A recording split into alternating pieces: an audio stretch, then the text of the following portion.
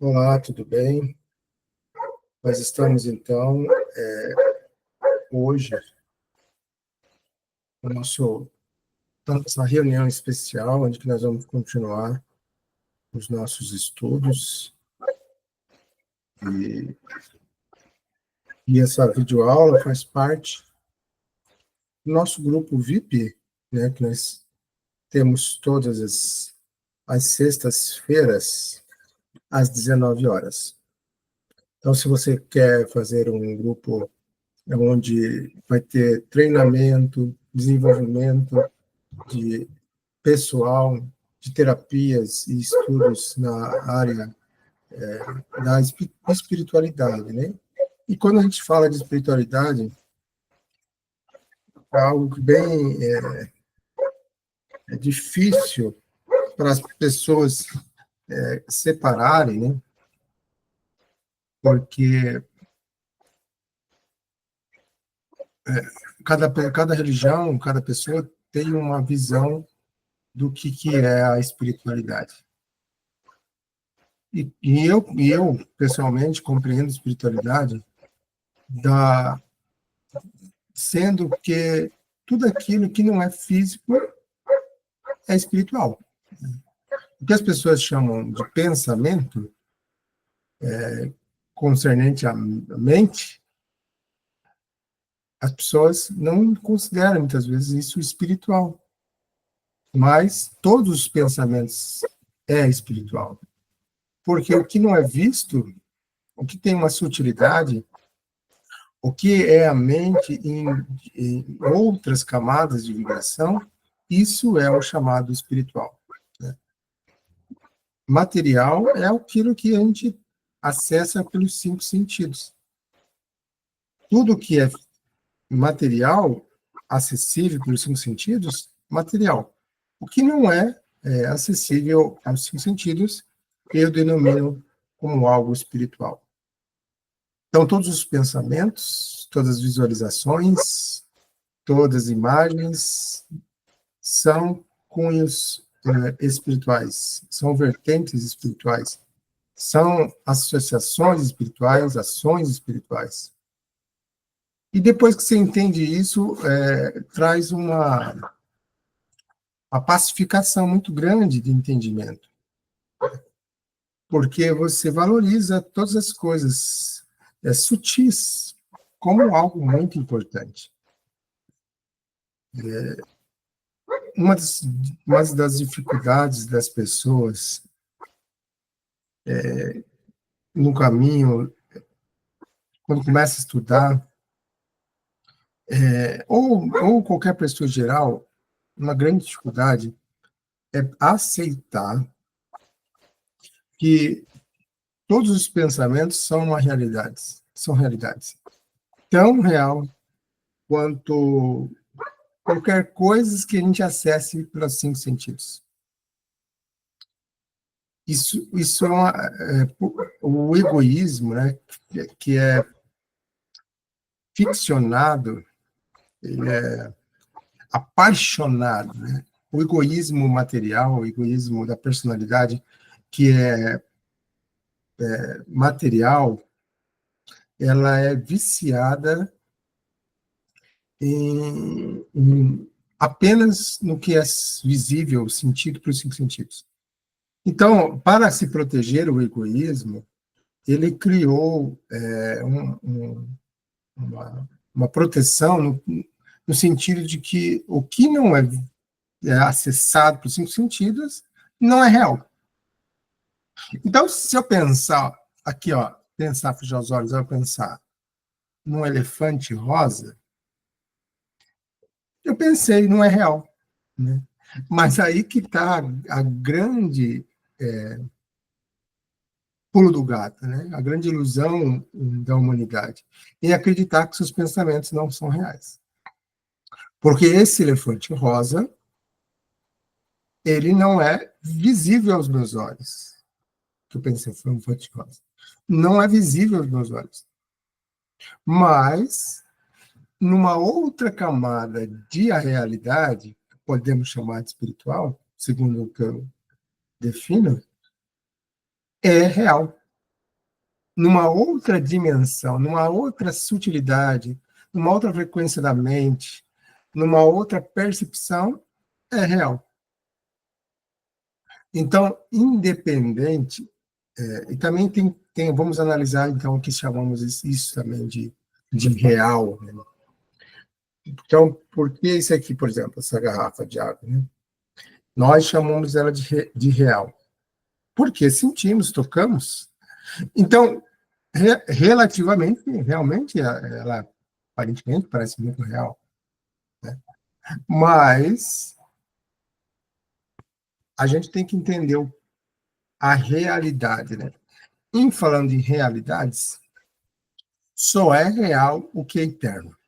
Podemos, nessa definição, se a gente colocar, só é real o que é eterno. E a gente percebe que tudo que existe nessa dimensão material, ela é transitória. Ela desaparece e reaparece. Né? Porque se a gente vê, né, a gente acessar o átomo, o físico, né, acessa o átomo, e vai indo cada vez mais profundo, para dizer, isso é um átomo real, né? É físico, é palpável, é real. Mas se ele começa a ir se aprofundando, ele vai perceber que os elétrons que estão ao redor do núcleo, eles começam a desaparecer e aparecer. Mas daí, como que pode isso? Se a matéria desaparecer e aparecer, se ela não é algo constante. Não é constante. Nada na manifestação da mente, em todas as dimensões, nada é constante. Se nada é constante, tudo se muda, é apenas uma grande ilusão.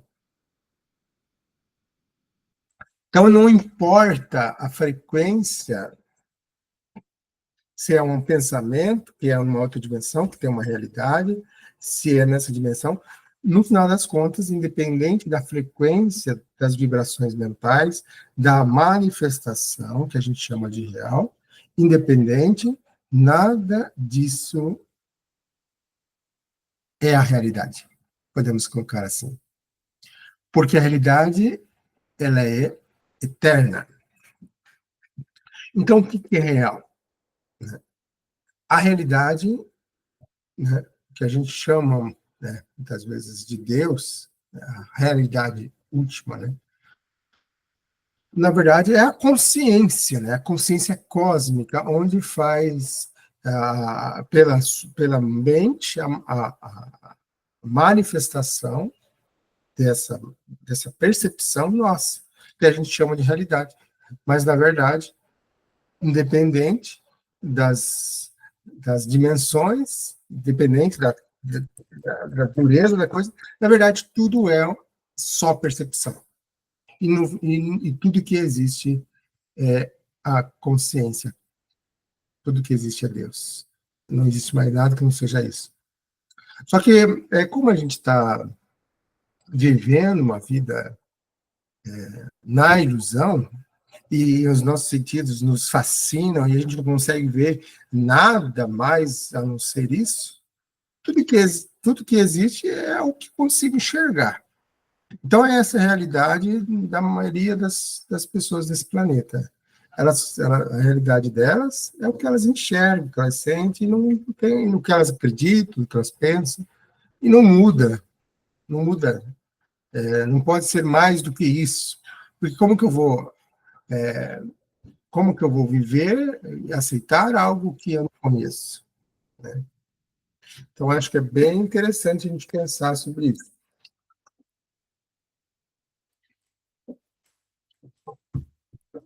Mas acontece um fenômeno, né, nessa coisa de consciência. Acontece um fenômeno muito interessante, que alguns, né, no meio dessas pessoas fascinadas pelo cinco sentido, pelo que consegue observar, alguns, bem pouquinhos, começam a ter uma pulga atrás da orelha, bem pouquinho. E elas dizem assim, Será que a vida é só isso?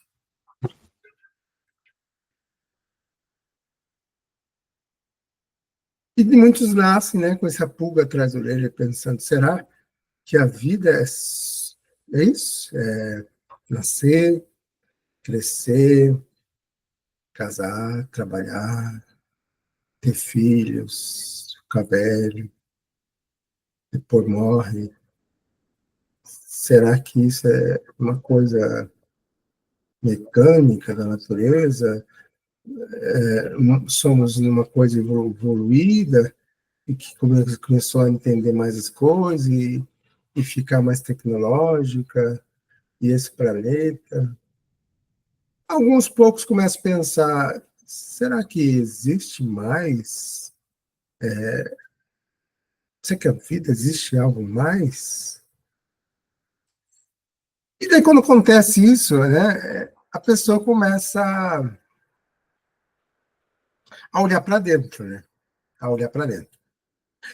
E um cara, né, que todo mundo adora, vai, se reúne num templo e, e faz coisa que ele manda, porque houve uma promessa que se fizer uma coisa que ele manda, um dia, talvez, quando morre, talvez vai para um lugar bonito. Um dia, um cara que veio, né, que todo mundo vai para o templo reunir e tentar entender o que ele disse, falou que o reino de Deus está dentro, né? O que que é dentro, né? O que que é dentro? Porque é uma linguagem metafórica isso. Dentro.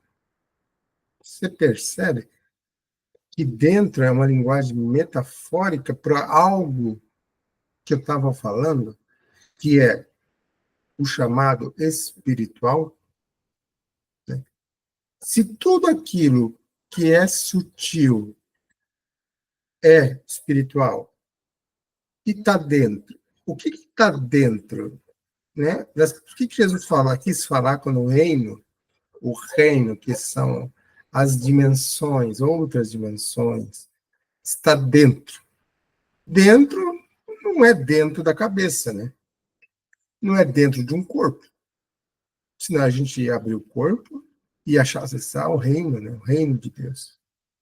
Então, quando Jesus falou dentro, ele quis dizer que é a parte não perceptível pelos cinco sentidos. Então, por quê? Porque os cinco sentidos é fora a percepção. Só que existe uma percepção que acontece não pelos sentidos físicos. E essa percepção é muito. Você acessa ela quando você, de alguma forma, se entra numa introspecção, numa percepção que se assemelha muito a uma interiorização. Porque quando você sai das percepções de cinco sentidos, para você sair, de alguma forma você fecha as janelas do acesso aos cinco sentidos e fica vazio, escuro. Mas quando fica vazio, escuro, você tampa os ouvidos, tampa os olhos, tampa os sentidos, fica quieto, começa a observar. Você começa a acessar uma sutilidade diferente dos cinco sentidos. E então você acessa o reino, que é as outras dimensões da realidade. E por que a gente tem que acessar outros reinos, né? O reino, outras dimensões da realidade? Porque nós todos somos o filho pródigo que Jesus falou. Aquele que vem para densidade até o ponto e retorna para a sutilidade. E quando vai passando cada vez mais sutil, até que ponto onde não existe mais a percepção densa, quanto mais você se limpa dessas frequências mais densas, você se aproxima mais da realidade, onde tudo que é, tudo que é sentido, tudo que é percebido é a realidade, é Deus e só Deus. Então, nós estamos fazendo o caminho que é o caminho de volta. E isso acontece em um momento, nos bilênios, nos milênios, no tempo que a gente julga muito tempo, acontece essa trajetória onde a divindade ela se experimenta e depois retorna com sabedoria. E esse podemos dizer assim, o sentido da vida. Esse é o sentido da vida. A sentido da vida é você se experimentar, dormir e acordar. Então, é como se fosse um sono, né? Nós entramos no sono, até que um dia a gente desperte do sonho e perceba quem é esse que está sonhando, que não sou eu. E quando a gente faz isso, a gente pode, então, seguir o caminho, que é o caminho do retorno. Né? E esse caminho do retorno, ele também é uma metáfora que a gente está estudando, que é os 12 trabalhos de Hércules. Né? Então, a gente falou sobre o trabalho, o primeiro trabalho de Hércules, que era o leão de Nemeia. O primeiro trabalho de Hércules é o leão de Nemeia, que é trabalhar contra a raiva, né? A raiva. Então, vamos pensar, né? Por que a raiva é o primeiro trabalho de um buscador que pretende olhar para dentro e entrar nas regiões sutis? Quem que é o primeiro passo, né, de um buscador que ele está buscando a sutilidade? Porque a raiva, né? A raiva nessa dimensão, é uma das coisas mais, podemos dizer, egoica, né? Egoísmo, né? Por que a gente fica com raiva? Né? Vamos pensar um pouquinho. Por que a gente fica com raiva? A raiva, ela é uma luta contra o que eu quero. Quando a gente está com raiva, a gente está brigando com o que eu quero e não acontece como eu quero. Né? O que eu quero não acontece. Então, normalmente a base de uma raiva é quando a sua imposição, o seu ideal, não está acontecendo. E isso você fica com raiva. Não, a tua expectativa não está sendo atendida, raiva. E quando você fica com raiva, há uma explosão de energia para como um protesto para que aquilo que não está sendo de acordo com os teus ideais. Então, essa raiva é como se fosse uma explosão de egoísmo. Né?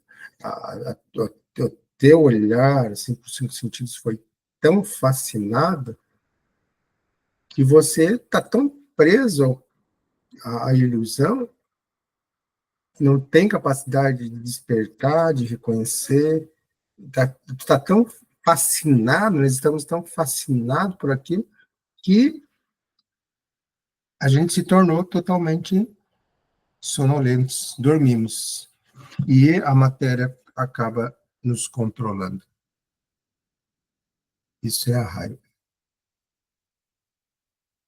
Então, o primeiro passo é você aceitar que você não controla nada. A consciência divina, ela é tudo. Só que quando você está no egoísmo, você quer controlar as pessoas, quer controlar a natureza, os animais, situações, o que as pessoas falam.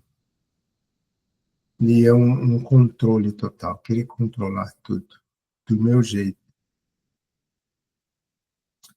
Então, o primeiro passo é você conhecer que você não controla, não controla.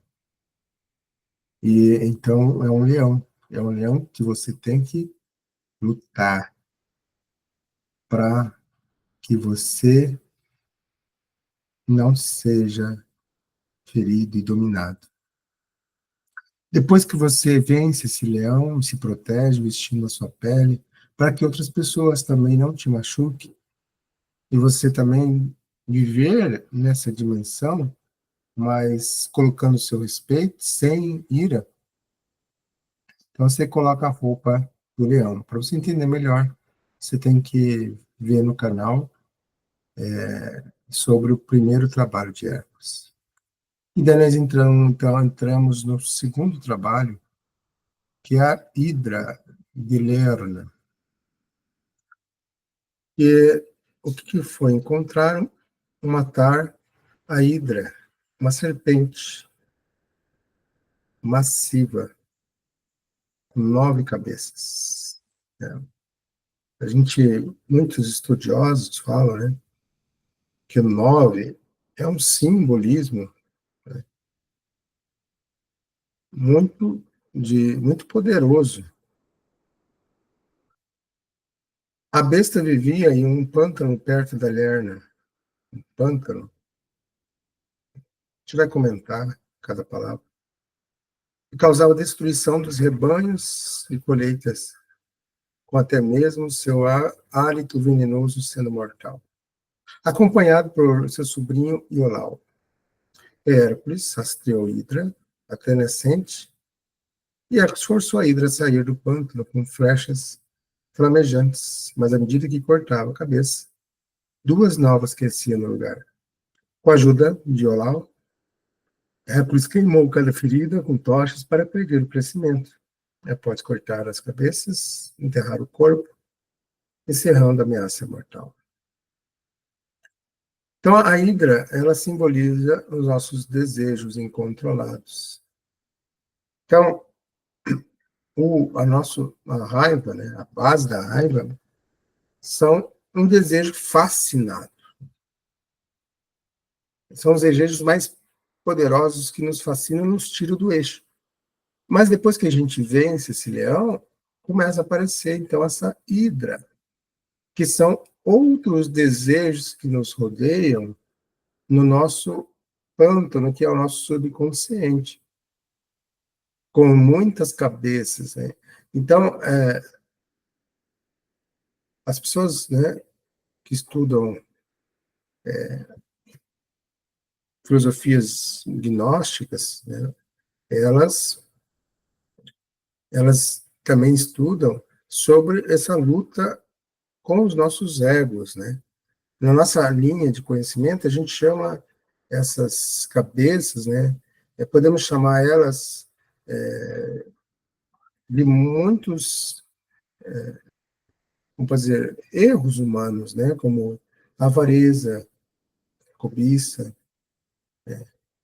os pecados capitais, são chamados egos, né?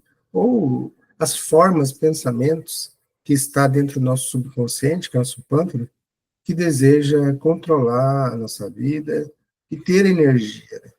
Porque quando a gente pensa em algo, nós estamos alimentando energeticamente uma forma, pensamento, um, um, um monstro, podemos dizer assim, que, que está, né, dentro de nós, nessa sutilidade, que quer controlar, né, nosso corpo, nossas ações. E a nossa mente, né, que é o pântano, nossa mente subconsciente, que é o pântano, né, que é todos os nossos sentimentos e pensamentos acumulados, né, o pântano, mas de uma forma muito negativa, né? O pântano não traz uma coisa assim positiva. São um acúmulo de coisas ruins que a gente colocou dentro de nós, da nossa sutilidade, nessa gosma, né, sutil, que a gente foi acumulando, com desejos que não que não nos elevam, mas que nos densificam. E Hércules, com seu eu, né, superior, ele deve enfrentar esses desejos. E o seu companheiro, que é Iolau, ele simboliza nosso anjo da guarda, que nos oferece orientação e apoio. Todos sentem em algum momento que existe uma luta entre o bem e o mal na nossa cabeça. E em vários momentos a gente percebe que existe umas vozes, né, na nossa mente, como se fosse seres que conversam na nossa cabeça.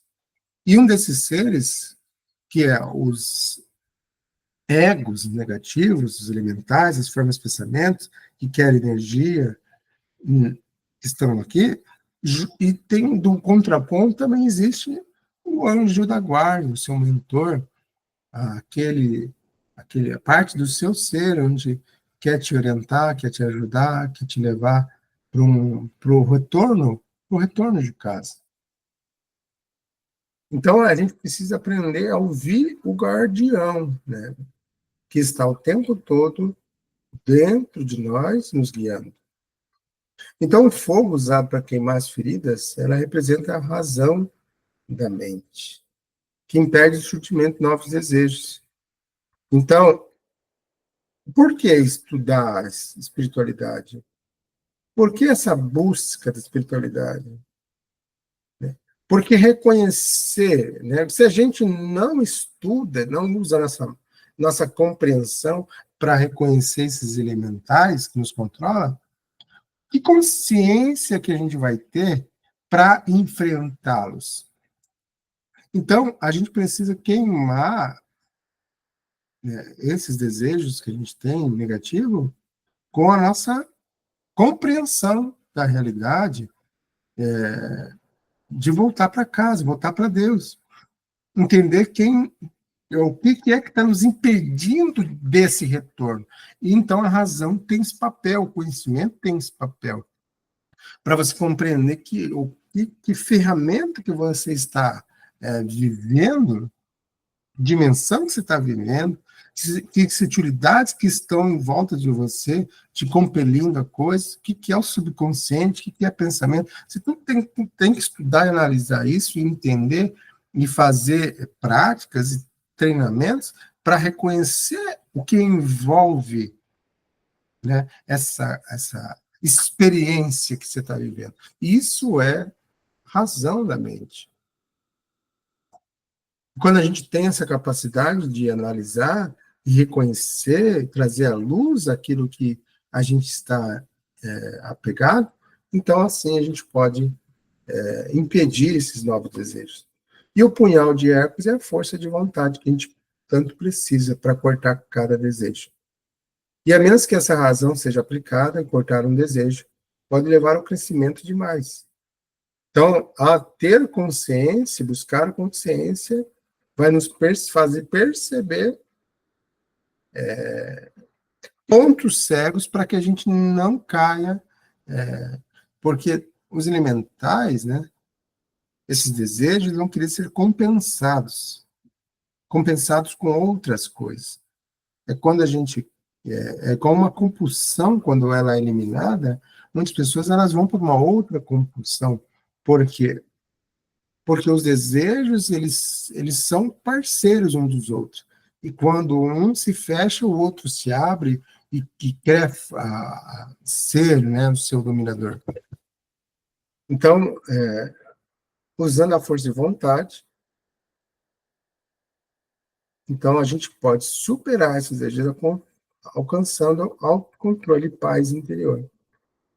Então, a ida nos lembra que os desejos são intermináveis, porque o que fomenta a energização dos nossos desejos é mais do mesmo, né? Tudo quero mais do mesmo, porque tudo quer continuar na percepção. Se tudo aqui é ilusão e transitório, a ilusão ela quer continuar sendo percebida para continuar tendo energia e tendo aqueles que percebem. Porque essa dimensão só é possível de existência enquanto tiver mentes fascinados por ela. Porque quando não houver mais fascinação por essa dimensão, essa dimensão deixará de existir. Porque tudo é mente. Se tudo é mente, toda essa expressão ela só existe porque existe algo, uma mente que vibra na sua frequência. Então, é só através da disciplina e razão que pode ser vencidos. Então, é ter uma prática diária, ter um estudo diário, ter uma busca diária é muito importante. Por que diária? Porque cada dia é um novo ciclo, cada dia é uma nova oportunidade, cada dia é um novo treinamento.